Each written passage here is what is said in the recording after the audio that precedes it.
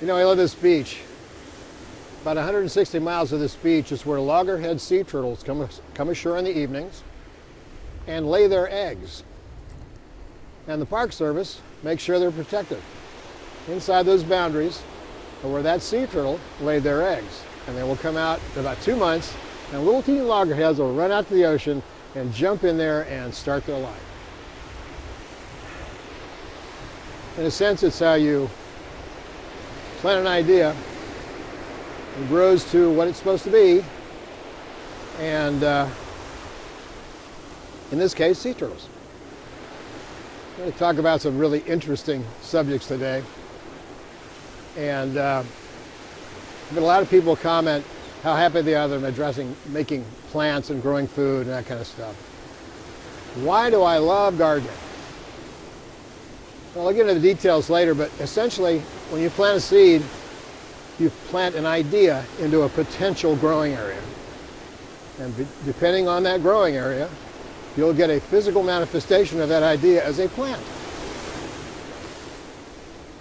I'm going to teach you something from the book Neogenesis, the final chapter, which is the other you.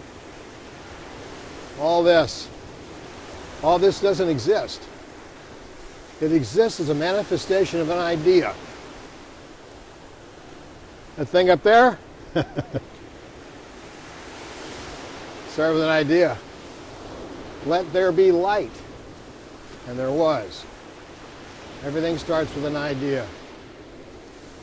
We as thinking entities on this planet, a unique genetic thinking entity that I talk about in Neogenesis, biggest brain of all the primates. We do things all the time we don't even know we do. We manifest things all the time without even knowing why or how. I'm going to show you how. I'm going to explain why. Wallace Wattles, back in 1910, said that we are living in a thinking universe, a thinking stuff.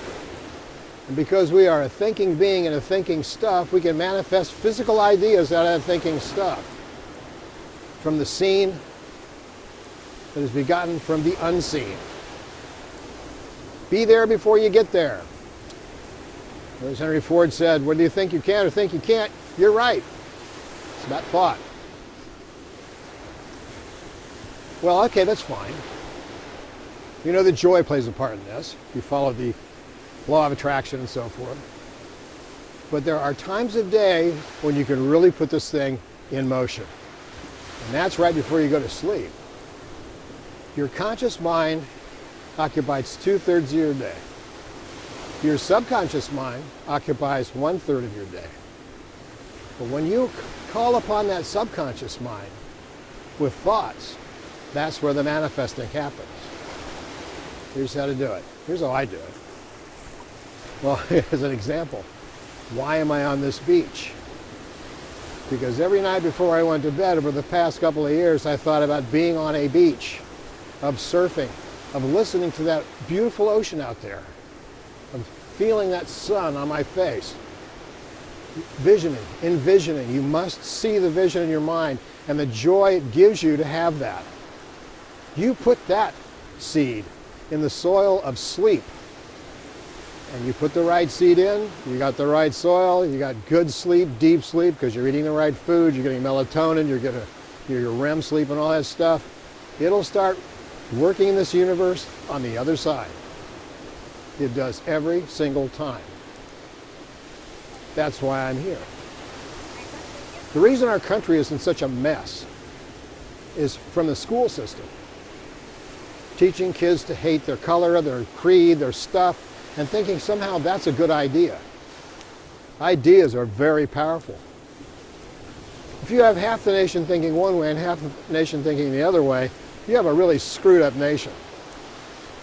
Whereas during the 50s, like it or not, like it what it was or not, you know, we can get into that in a different conversation, but everybody thought the same way.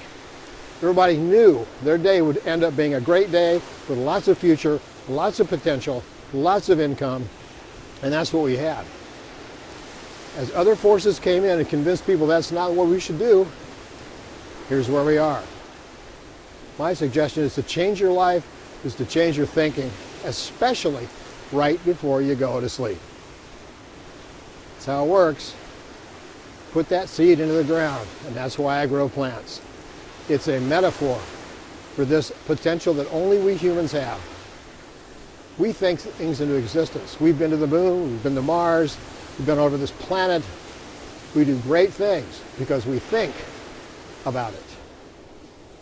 In Samaria, they said, Bu'uki pati kalamu, which means thought forms everything. Only the highest of the high have realized this, and only the real elite know this. Now, you don't even consider failure. You don't even consider poverty. You only consider your own personal success. And if everybody did that, then everybody would have personal success. So that's the message. There's a lot of good messages in Neogenesis, and they all support the last chapter, the other you. Because if you get all that other stuff right, your sleep is deep, your ground is fertile, and the ideas you plant there can't help but grow exactly into the plant that you want to grow. So I think I'll start the gardening thing this week. But I just needed to share that with you because that's really the secret of secrets. What you think about, you become. I'm proof positive. That's why I'm here.